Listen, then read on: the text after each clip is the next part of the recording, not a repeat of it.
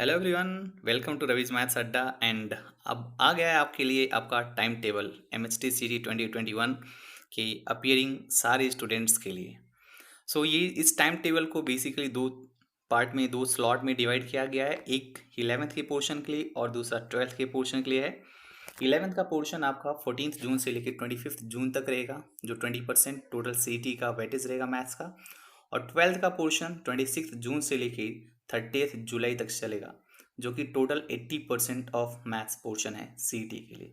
So everyone, let's meet at Ravi's maths Adda every day at 7 PM from 14 June.